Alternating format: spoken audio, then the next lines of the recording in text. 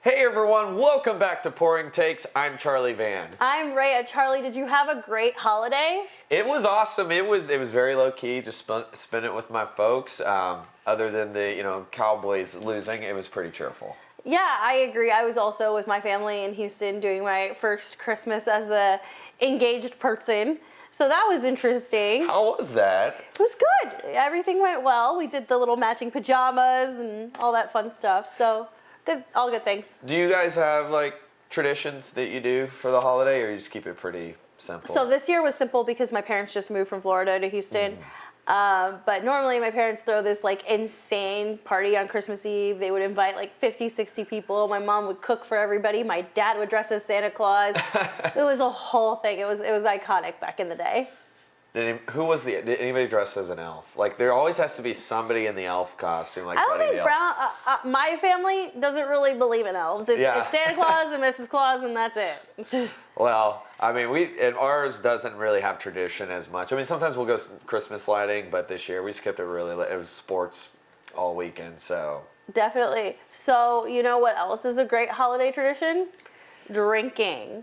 And I think that's every holiday, birthday, but you're right. Well, as we get into a new year with new vibes, new feelings, new goals, we figured champagne would be a great, actually this is sparkling wine, this is not champagne, would be a great way to, talk through all things Dallas sports and other things today. So this is a La Marca Prosecco. It's a sparkling wine. It's out of Italy. This is one of my favorites. Yeah, product of Italy. Ha, got that right. But yeah, I'm gonna pop this, and then we can jump right into all of our stuff. But before I do that, hey guys, just make sure you see our website. We have a website now. Which is awesome. Yeah, this is new. Thank you so much, Tanner, for putting us on the web. You can find us at pouringtakes.com. Within that, you will have links to all of our socials, which include Discord, Instagram, Threads, Twitter, and much more to come from there. Well, let's get it popping. New year coming around the corner. New year, new me. Wow, I always forget that there's a sound there. And when we did this before with our World Series Rangers. But while we're getting into it, before we get into the Cowboys, since we're talking about drinking, and I know we were talking about this made all the big media. Your alumni or school, SMU Stadium, hosted the Serve Pro First Responders Bowl. Congratulations, Texas State winning their first bowl game against Rice. However, you would think the victory would be what you're talking about. No. By the second quarter, within 12 minutes, they ran out of beer. That's how much beer was, drank, which is crazy. So you think it's the Rice people or the Texas State people or a combination? Well, I mean, Texas State's not far from Austin. It is a known party environment. So Houston's not far from Dallas. Yeah, so, I mean, if anything, people got an early start. I mean, but also you got to wonder as a venue, sports venue, like, this is a big bowl game, how much are you ordering? Look, I have been to a SMU game where they ran out of beer. Wow. We were playing TCU. I think this was one of the years we were ranked. The year before COVID, I want to say it was.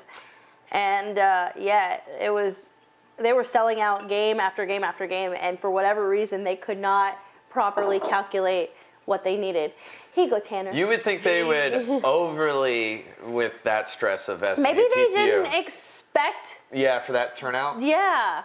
Well, how many people went over to Milo Butterfingers? Shout out there. Love that spot. Yeah, big SMU hangout. Or Barley House. Or just went to the Boulevard. I know this wasn't an SMU game, but just screw it, we're going to tailgate. We'll finish the rest. But thought that was funny. But we are excited to be wrapping up this year. Cheers to 2024. Thank you, Tanner, for joining our team. Yes, helping us, making us look pretty, making us look more efficient. Official. But yeah, no, super excited. New year. Okay, New Year, is it going to be the same bullshit? Because what I saw on Sunday was a lot of the same bullshit from our beloved Dallas Cowboys. You can only hold your breath, right? But this is why. You can only hold your breath? Yeah. Is that a legit saying? Yeah, you can only hold your breath when it comes to the Dallas Cowboys. They never give the doubters, maybe.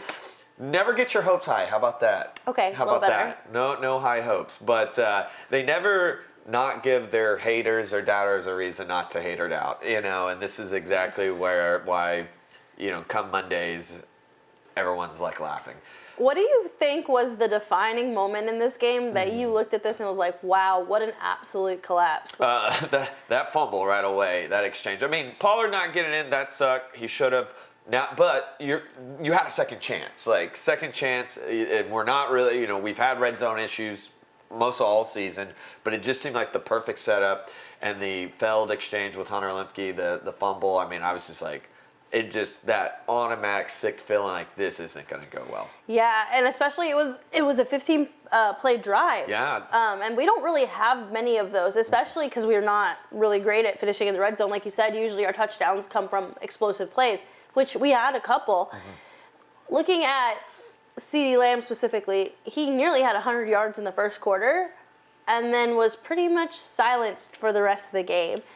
And then on top of that, I think for me the other thing that stood out was the defense did really great. Defense only allowed them to score one touchdown, held them to, 5 field goals? Yeah, 5 field goals. But when it mattered most, they fumbled the bag. Absolutely. Did you have shades of the late 2000s trauma with Tony Romo? Because I did. Yeah, well, I mean, well, let's switch just real quick. That offense build up. I mean, this has been the can the offense be put in a position to win when it mattered? They did. They answered the call. And right when you needed that big stop, Damon Clark, that penalty, and people aren't talking about the penalties in this game enough, but that's also ultimately the illegal shift killed a perfect potential first down drive by Dak. I have qualms with that illegal shift. Yeah, obviously it's a BS. Of course, there's a BS call of Micah Parsons, and we can also say with Christian Watkins. I mean, what do you want these defensive players to do? But in the end, that face mask, that's lack of discipline. Yeah, and that's been the trend over these last couple games. We saw it in Buffalo at the beginning of that game. Is penalties are really hurting us right now. We started the year as a pretty disciplined team, and you've kind of seen us fall off the wagon a bit in the last month, I would say. And now we've lost 2 straight, which is something we haven't done in seasons. 2021 was the last 2 straight loss when we lost to the Chiefs. Then we lost to the Raiders at home for Thanksgiving. I mean, we've been pretty good at being consistent and bouncing back. And we both sat here last week feeling like this could be that game. And it almost was. I mean, it was the good prediction. It was a close game. It was a point game. But not the way that we saw it turn out. I mean, kudos to, the Dolphins. Yeah, they did what they had to do. They didn't turn the ball over. That was the other thing we were lacking is there were no turnovers forced by us. And we said that last week. If this team can't get pick sixes or dink and dunk or scoop and scores, it doesn't go our way. I don't even need the defense to score. I just needed to feel their presence. And like I said, when it mattered most, they weren't there. Well, and here's the thing going also to the offense is I feel like it's taken more of the heat than the defense is just because of, holding to those field goals. But what do you want even more of the offense? I mean, I get the CeeDee Lamb. I mean, they totally strayed away from him. But how about we call out also what this O-line isn't? And nobody wants to seem to do that as much, but Dak is under so much duress, so much pressure. I don't know what more you want from him. He's right. It's like 2020 again. Yeah.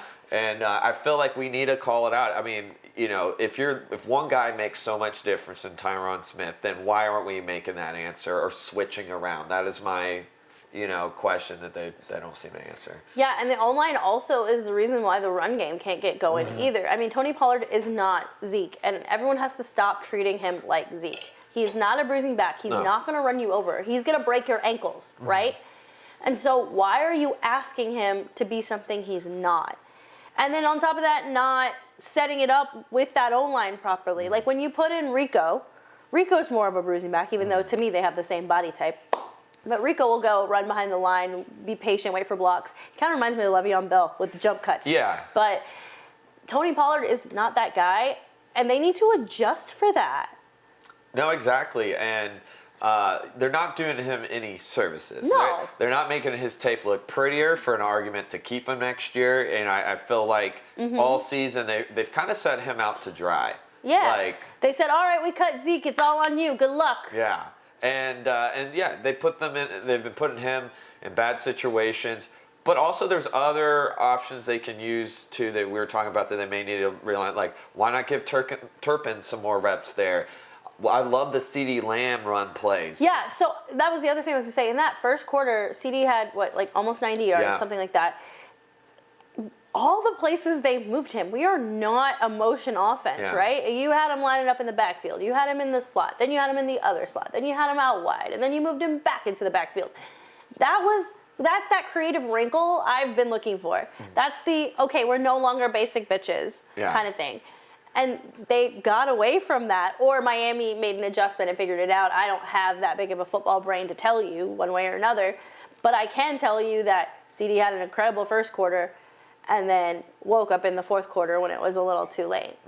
No, definitely. And they keep straying away. And same with, I love when they mix in Cooks a lot. And I kind of feel at times they still don't utilize. Yes, he got that. There was that big comeback, score, which was awesome. But we need to see more of him. Okay, but we also have to give credit to Miami's DBs. No, those were tough. We said that our wide receivers didn't have a shot against them, right? And CD did great, when you look at his final stat line. But they did a really good job of mitigating Brandon Cooks and Michael Gallup.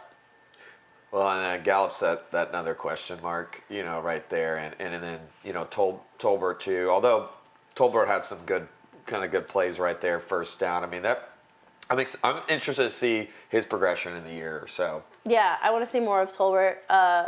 Obviously, Jake Ferguson. Still want to see them go to him a little bit more. And then you brought up a great nugget going into the game against Detroit is we're not going to have Rico next week. We're not having Rico. Once again, we're also not having Jonathan Hankins again. But Rico is definitely that we need that dual threat. We really do need it, especially with that defense, really good defense. So it has been known that, or at least the speculation, or that Deuce Vaughn will see some of him, which is about time. They're probably calling up Malik, from practice squad. Malik Davis. Yeah, who was kind of that Rico before. He was that in the mix last year. He had some good moments.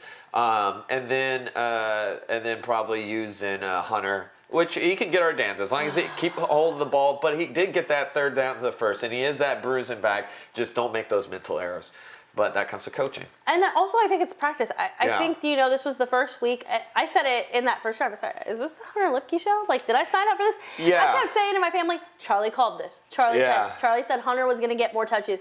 And that handoff exchange was brutal. Awkward. So maybe it's a chemistry thing. Maybe, hopefully, Dak and Hunter are holed up somewhere in Prosper, Texas right now, just handing the ball off. Well, and that's not a guy you usually go for that motion. That's a Rico. That's I don't know why Rico wasn't in that motion there, but they believed in Hunter. His body. Most of the season he's been used to block, which is good, which we need. That's one thing we do miss from having Zeke, but he's a guy that can do that. And he can move. It's just we need to get him in that rhythm. If you got to be 100% confident in putting a guy in that position, because there's other guys we know for sure that can do it. I definitely would love Hunter to do it because he can get in it, but we got to make sure those little errors don't happen. All right, where's your panic meter? Scale of 1 to 10. I would say 6. Really? Honestly, I'm not that panic. I don't think it's be all be all. I mean, we're in the playoffs, but we got to clean up some things because every team even this game was winnable. It's those errors that you didn't see in the Seahawks game, or even Philly the first time. So what has changed? So is it chasing the cheese? Is it just getting overconfident? Yeah, because I'm going to sound like a douche saying this. I don't think Miami outplayed us. No, they didn't. I mean, they're one of the best offenses out there, and to hold them to 5 field goals. Yeah, they were the number one offense. We're the number 2 offense. Yeah. And like you said, we held them 5 field goals, which shockingly their kicker made, and their kicker is not good. Well, it was just his day. And some of them were pretty okay, if he doesn't make that, then. Well, he made 2 from 55 plus. Yeah. That's not normal for him. It's normal for Brandon Aubrey. Okay, I feel for him. Yeah. Yeah, he wanted, but I might panic. I'm not at the way high because they're not much different than what I expected even last year. They haven't gone too far where they're just fully collapsing, but I'm still a little concerned on what our discipline is. I'm with you. I mean, I would say I'm at a 5 or 6 as well, but is that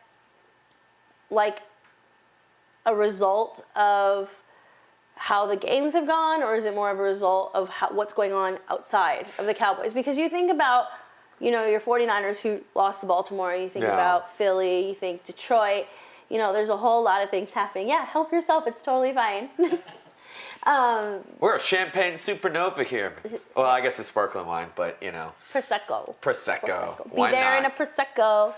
As we're whining about the Cowboys. Okay, as we wind down this discussion, but I'm trying to say, is it because, we see what the competition looks like and it's not really that concerning at this time? Or is it okay, shit, we're making all these dumb errors and, I feel like it's a fine balance is what I'm trying to say. Yeah, I mean, it could be a little bit of both. I mean, I always say don't worry about what's going on around you, just worry about what you're doing.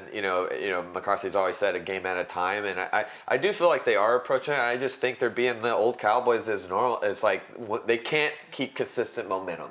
They'll have things go really well, and then suddenly it's just they're a shell of themselves. Okay, last question before I jump to the Lions.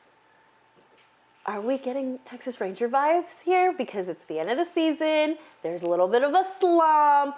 There needs to be some sort of creed rally happening. Could you draw that comparison? Are you comfortable drawing that comparison? No, because the Rangers also went out last minute and got some initial weapons to help them, and we did not. The Rangers also have Bruce Bochy, who has 3 World Series and couldn't adjust. Mike McCarthy, I think the problem here is we don't always adjust very well. And that goes with Quinn. Nobody wants to go after Dan Quinn, but I'm sorry, but sometimes that defense has not shown up a lot of times that we need. You got to make those big stops. All right, moving into Detroit. Detroit has already won their division and is literally just fighting for playoff seeding. I think number 1 is pretty much out of reach for everybody. So, it's between us and them for that number 2 spot. Us, them, and Philly. Yeah, Philly's got the Cardinals coming up and the Giants last. So. Yeah, although the Giants Giants kept it close with Tyrod Taylor. But talking about the Lions, very strong offense. You've got 2 insanely good running backs, right? So Jared Goff really doesn't have to do much. But if he does, he's got weapons to throw to with Amon St. Ra. How do you say his name? Yeah, no, I know who you're talking about. I'm bad at pronouncing his and name. Then you got Sorry, man. Reynolds and some other guys who can do things. Laporta, Laporta. Laporta. Okay, I get to it. Yeah. One of the best tight ends right now in the league. Yeah, easily. Yeah. So you look at the defensive struggles against Buffalo and then against Miami. Now you got maybe not as talented as a team in Detroit, but still one that can do some damage, and a young team that's hungry. Dan Campbell, former Dallas Cowboy, lots of great storylines. And then, of course, you've got the Ring of Honor induction for Jimmy Johnson on Saturday as well. So what is at stake in this game? I'm going to stop talking, let you answer the question. No, yeah, well, I mean, you're right. I mean, Detroit, but here's the thing. I saw a Detroit team that should have possibly lost to the Vikings on Sunday. If Nick Mullins does not throw that pick, they're right there. And this is also the same Lions team that got blown out at home against Green Bay on Thanksgiving. Exactly. I don't see anything that I'm overly feared because I don't think this team is 100% completely that different than what we faced, minus a here and there. And this is home. We're 7-0. 15-0 up going into this, and AT&T Stadium, as you know, it's a different animal. I like the Lions, but I feel like out of all the teams that are the top seed, I don't think they're the strongest. And I would take, even though I just said Mike McCarthy is not always the most adaptable, I'll still say in this, he's the better coach on the field. Yeah, I feel like you and I gave Mike McCarthy too much credit going into that game last week. And he has something to prove. I mean, the way you were upset, the way you were texting me on Sunday, you were like, fire everyone. I flipped out. Yeah. So, and I still think Mike McCarthy is one of the better coaches on that field too, but sometimes he could be his own worst enemy, right? Mm-hmm. He's got the resume, he's got the experience, him and Dan Quinn. So I think they'll take this. I don't see them winning or losing 3 in a row, especially at home, but I would love some of that Rangers magic going on the road. I agree, and we have Washington next. So to win the season or to end the season on 2 wins will be very important going into the playoffs. I need to see the defense pick it up. Like I said, this is a scary offense when executed properly. Well, be physical. Do what you do with Seahawks. Do what you do with Jay. You need to bully these guys. And, yeah. But they do it at home. You know, it's weird. It's like they can do everything right at home, but it's almost like what's the phobia of like xenophobia or whatever, or the fear? No, that is not xenophobia. Or leaving. I'm just leaving your house. Like they do everything well at home. Agoraphobia? Agoraphobia. I don't know my phobias very, very well. I am the numbers person on the show. I am not supposed to know words. It's like they do well at home, but you put them out there. So, but I do feel like you are going to see some big stops here, and you know, like I said, I mean, being able to hold one of the best offenses to 5 is a good start there. I'm not too worried about offensive side of the ball, really. I think I know that defense is solid, but I think we can keep it rolling, but definitely need a big tank day. Yeah, I'm looking this up right now, and they don't have the odds on ESPN. Dang it. Well, so I know recently the spread was we were up favored by 6, which I think is 6.5. That's what it was. 6.5. Okay. I'll say 4. I'll say 4. You say 4? I don't think it's going to be close. I think if the guys do what they're supposed to do, just like you said at home, I'm feeling hungry, like a 40 burger or a 50 burger. And here's the thing, like you said, the Lions did win the division. I mean, and I think they kind of really, I think 2 might be very hard, but they don't care. This is their super, like they just did something they haven't done in 30 years, you know. So I'm not saying they're not going to have some intensity, but it doesn't matter that they're in and they have that a seeding that's a home field advantage where we are trying to still scrap and so. Yeah. To keep up with Philly, which is but tough. They're probably going to draw the Rams, and that's going to the Lions, and I don't want to play the Rams first round. That is a great story, by the way. And we'll get into that. Yeah, we'll get it playoff time. But yeah, seeing Jeff Goff have to face his former team in the playoffs. But I wouldn't want to play the Seahawks going to the first round either with you know, the way they're streaking right now too, you know. It's going to be interesting. So that's whoever's number 2 would have to. So it's interesting. Yeah, definitely. All right, so we both have this as wins. You're thinking 4. I'm thinking more like 10, 12. This is the get right game. This is the get back game. I feel really good about it. I'm really excited, even though it's quote unquote a short week. Yeah. Who is your like X factor for this game? I think our X factor. I mean, I'm gonna go. You know, defense. I'm gonna go. It's gonna be probably Tank. It's gonna be that front 4. It has to be with that running. Especially with Hankins out, we need a lot of run stuffing. I'm not too worried about their receiver. I mean, Laporte is good, but I feel with that dual threat and that's been my fear all season. Like these are the stretches where we get the dual running backs. Yeah, and for the most part, we've been pretty good against top tight ends. Kittle only burned us for touchdowns. He only had 3 yards on the day, but they were all touchdowns. Yeah. And I think, you know, we have the 3-headed safety monster at full strength, and they'll just rotate on him. So I'm not too concerned with Laporta. For me, specifically, I'm going to say Micah Parsons. So, running your front 4. But Micah Parsons, my problem with him is he talks so much. And he's coming after everybody in the league. And in the moments that matter the most, he's been showing up short. He showed up short against San Fran. He showed up short against Buffalo and Miami. He's also held, though. I don't care if you're held. You talk. Do your stuff on the field. Make it happen, because that's what the greats do. The greats don't complain that the refs don't call shit for them. Although he did make it when it mattered in Seattle in that. And I didn't list Seattle as one of the games he didn't show up in, but it's got to be consistent. But we were talking about those on the road. That's you the problem. cannot tell me that you can beat Tyreek Hill in a foot race and not keep up with Raheem Mostert. You can't. I think he will. I think this is a game where, like we said, I think everything gets readjusted. I do feel, well, shit, the one moment where they called a freaking flag, and that's another thing. Like maybe there is. Stop blaming the refs. The refs are always gonna fuck it up. We say this in fighting. Yeah. Don't leave it in the hands of the judges. You do everything in your power to get that win. Fuck everything else going on. Ooh. Champagne's got you right. I definitely hear what you're saying. I 50-50 agree on that. I get it. That's him being nice. He definitely doesn't agree. Yeah, I mean, well, I just watch the tape a lot, right? And so, I mean, I think at the end of the day, he will show up. I think it's his home backyard. That's all that matters. You don't let person come in your home yard take your food. Yep. So. Right, Romo? Yeah. He's asleep. But regardless, we both agree that it has to be defense That's the big playmaker. Yep. Okay, cool. So, enough talk about the Cowboys. I'm done being sad. We're going to be the only ones to do that. Everyone else is going to be... We're done. We're done. Moving on to other Dallas sports. All right. Mavs were in action in a big one on Christmas Day against Phoenix. We've been going back and forth. I mean, 5-5 going into that game. I want to say, or 6-4, something like that. And that was an excellent game that I actually got to watch. I never get to watch the Christmas Day game, but I was in Houston.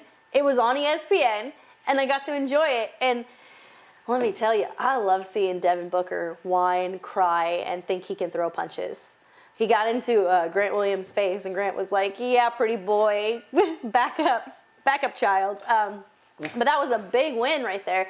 And Luka dropped 50 again. And it now reached 2,000 points, which is the crazy. fastest player, right? To reach 10,000, or one of the fastest players to reach 10,000. What I loved more about the game, obviously Luka, and we know he's Luka. He's phenomenal. He's generational, so I'm not too shocked by that, but glad to see him get that 50. What I liked, what we've been saying that we need more of, is how the supporting cast also. Tim Hardaway, 18 points. Great. Derek Lively, Derek Jones Jr., all of them came and surrounded. They knew, Luka's having his game, but they knew they needed to be troopers. They needed to be his soldiers. And especially they did with Kyrie still out. And Kyrie's still out. And that was a big factor there. Yeah. I'm with you. And then we see them lose to the Cavs last night in a close one that we were pretty much leading the entire time. You think it was a Christmas Day hangover, nothing to worry about, or? No, they're also banged. I don't even know, is Luka even playing tonight? I know he's Luka's out tonight. Yeah, so, they went into that game last night very rough, very ruggy, and I know. What you would expect coming out of the game with the Suns. That is our rival right now.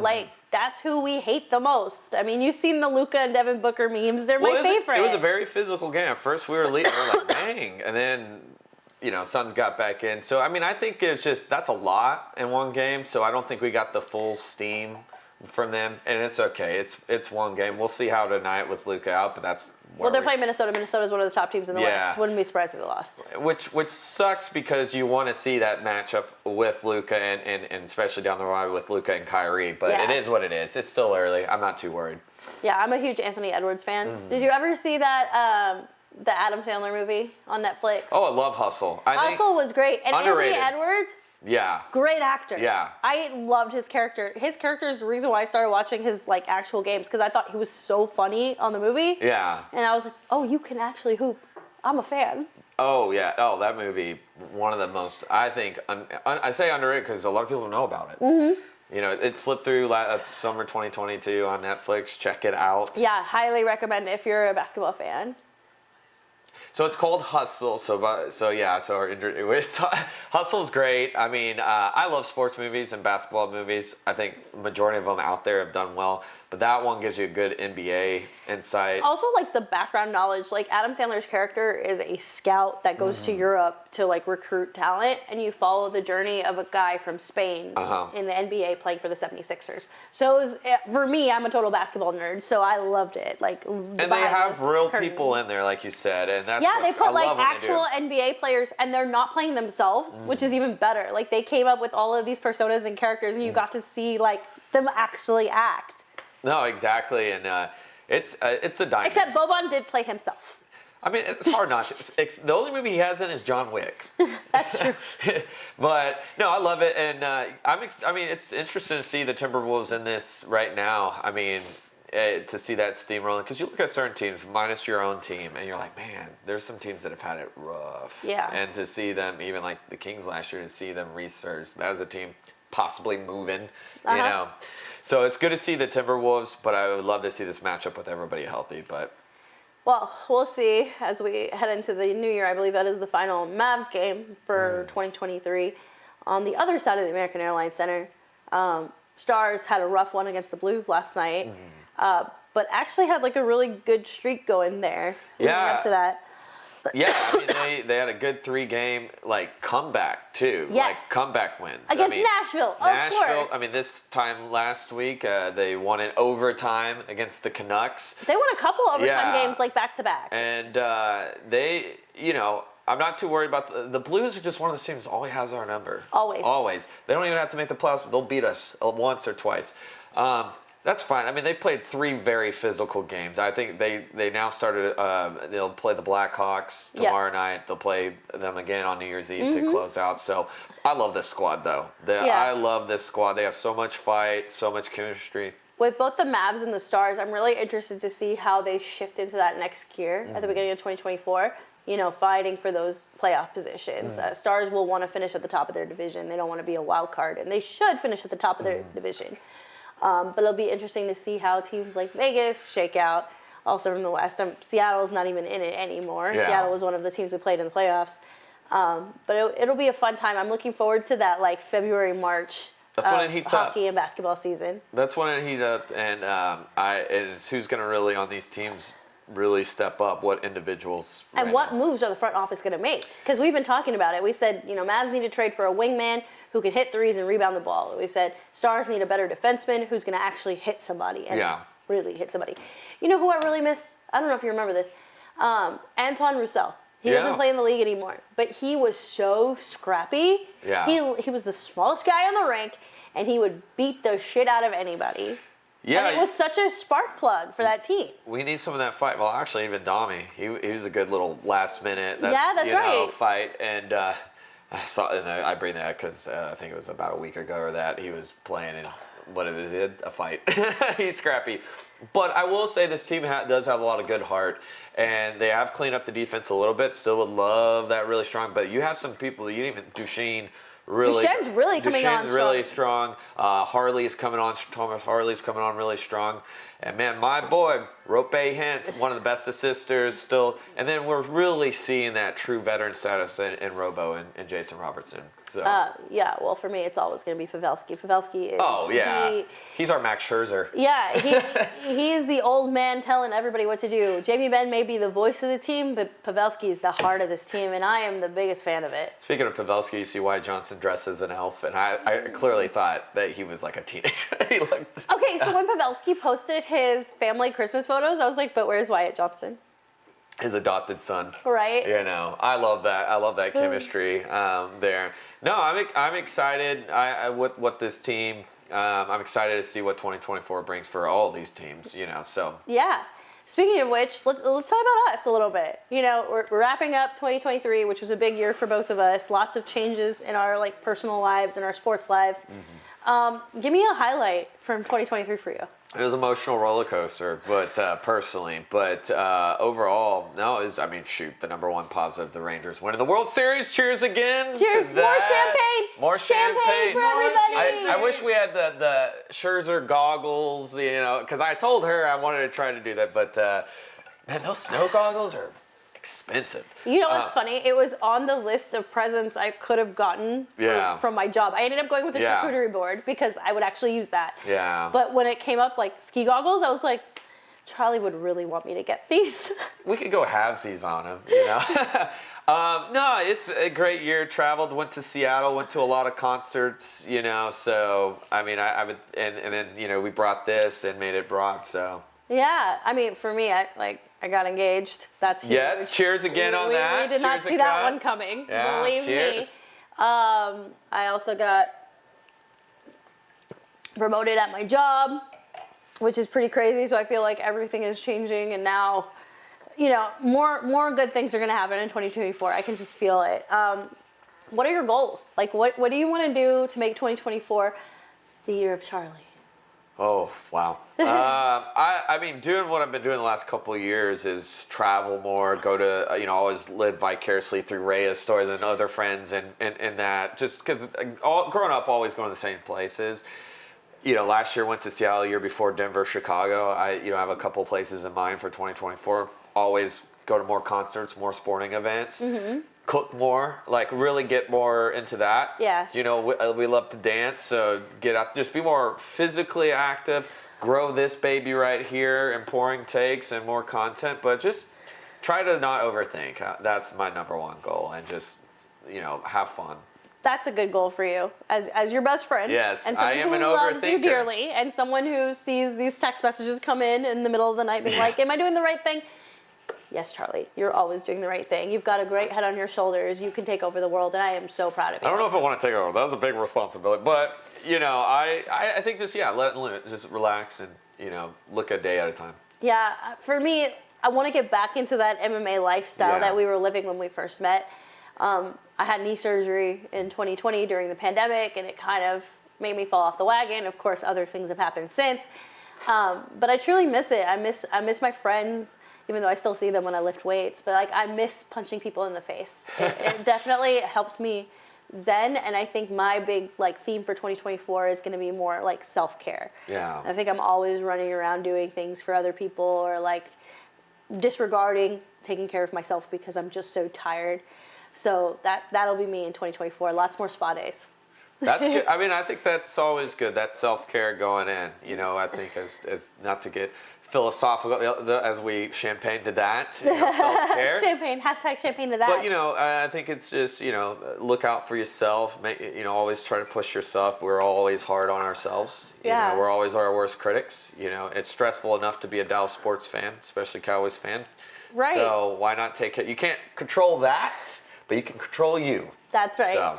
So any big sports predictions? It doesn't necessarily have to be Dallas, but anything you see, any specific team that you're like, oh, they're definitely going to win a championship, or a fighter who's going to snag a belt, or what are you thinking? I think I'll do just a real quick take. I think this year, as far as NFL, after what I've seen so far, but things can change. I'm heavily leaning to the Ravens. They just beat everybody's number one team, and they were dominant up until a second in that game. And I think as long as they stay healthy, Lamar, but he's having that pay year, it's making the money worth it. I think in fighting, I think you're going to see Dracus du Plessis win next month over Sean Strickland. Fingers crossed, because I can't stand Sean Strickland. Well, I think Styles. I think, I won't go into basketball right now because it's just so all over the open. place. Yeah. But I'm going to predict the Stars will return to the Western Conference Finals. Okay, I'm with you there. I was actually thinking about this. I was like, out of all of the teams outside of the Rangers, because Rangers got their chip, and I'm happy with it. I'm not going to be here and be like, oh, we're going to win back-to-back. Yeah. I would love for that to happen. Clearly, I wore my Texas Rangers t-shirt today. But I think the Stars are going to be the next ones. I think the Stars are going to win it. And I think there's going to be a big move this winter going into spring that's going to propel this team all the way. I think Dallas is about to be title town, and we're going to be right here in the center. And they were so close. They zigged when they should have zagged last year. It's fine. It's a learning experience. We move on. We learn. We grow. And then I'm going to go one more in UFC, and then I'll hand you the floor back. I think Valentina is going to get her belt back. I think it's time. I think she's been really working on herself. She has been, outside of Amanda Nunes, the most dominant female fighter in quite some time. She had 8 title defenses before eventually dropping to Alex Grasso. So I think 2024 is going to be her comeback year, and I am stoked about it. No, yeah. I mean, well, she's kind of, and I say this, it is an urgency because time, she's been in the sport a long time. I think. But she's doing the right thing. She has been taking time off, feeling her body, and that's the thing. Traveling the world. But this is probably being in movies. Well, this is her last crack, I think, just with how that division. You got someone like Erin Blanchfield and Fenoyd, who both. I think they're the danger, especially Erin Blanchfield from the grappling. They're fighting soon, aren't they? Yes, and I think at 115, Tatiana's got a big fight, but she gets past that. I think she's actually troublesome style for Weili. It's just hard to stop that Olympic. I am excited to see Weili showdown with Grasso. Yeah, that is going to be fun. Yeah, I think a super fight. Do the super fight. All the fights at UFC 300 are going to be because she's a big 115 incredible. Too. Yes. I don't know how she gets down a stroke. But she and have that mobility and that she does it well. China, Charlie. What if that fight? I know they want to go back overseas. That fight in China, that would be great. Well, whenever they do it, I know both are down. Both have openly said on social media that, hey, sign the contract. I'm in. Send location, whatever the saying is. But yeah, and then you sent me the projected 300 lineup for April. Yeah. And they're saying Conor McGregor will be back. Okay, I won't believe it till I see it. I need to see that man pass a drug test. Yeah. I need to see some training camp footage. I don't think it's going to happen, but if it does, that's huge. I think it's going to be Pereira versus Jamal Hill. I think that's going to be the main event. The co-main event is probably Whitaker Costa. I know that doesn't seem like the most, but for me, it's still a sexy card. Like, and you have Yuri versus Racek. Yeah, I was gonna say they are going to load the hell. Will they bring back Brock Lesnar? No. Will they? I mean, he used to be their ace. I heard a rumor that they wanted to bring Ronda Rousey back. Nate Diaz versus Michael Chandler? It's not fair to Mike. I don't know how serious Conor is, but we know how serious Michael Chandler and Nate Diaz. He is the next biggest star outside of Conor McGregor. He just is. He is when it comes to pay-per-views because that fight made him bigger. He is. When you look I don't like that. Yeah, well, but there's name anybody else right now that you can go on the street and people are going to talk about. Izzy. They don't talk nearly about Izzy. If I went into a sports bar and like it, Izzy's probably, but Izzy's also taking time off too. And there's not a matchup right now that you can sell that at 300. That you're like, that's the big fight. I think he's going to wait for. I think he's going to take whoever loses the Sean, and if it's Sean, I see that rematch. But Chandler Diaz would be the next best thing. That's horrible. Don't say those things to me. Or Poirier Diaz would actually be kind of fun. I would say Poirier Diaz. And that fight was Diaz over Chandler and that fight was supposed to happen several years ago. Are they gonna fight at 170? Yeah, probably. I don't think either guy want to go away. I don't blame him. Make your money. And I think that's where Poirier's at. He lost the title. He lost his. He's had that chance. Now he just got knocked out. By Gaethje. How about have a fun fight? But yeah, I think at the end of the day, the point I'm going to drive home from this is that 2024 is going to be a big year for the UFC. That's like kind of one of the reasons why I want to go back to MMA life because I want to be fun in the mix. I want to be in the mix. I want to be front and center. I have all these relationships with these UFC fighters that I haven't. Some of them I've been keeping tabs on over the last 6 months. Got Macy next month. Macy's got a big fight in January. Jeff's got a big fight in February. These are my friends. I want to be supportive. I want to remember all of these things and get caught up in the crazy again. And it was so fun. UFC's about to do a #1 big thing, all combat sports, first, and have a fight scheduled for the Sphere in Vegas. Yes. Which is at a fight night, which is exciting because that place looks phenomenal, really good. Yeah. Lots to look forward to. Really excited that you are my best friend and I get to experience all of these sports things with you. And cheers. Our new buddy, Tanner. Tanner, thank you so much for helping. Well, that is all for us and all for 2023. Cheers to the new year. Cheers to the new year. New look, new us. We'll see. We'll see you guys next year. Happy New Year.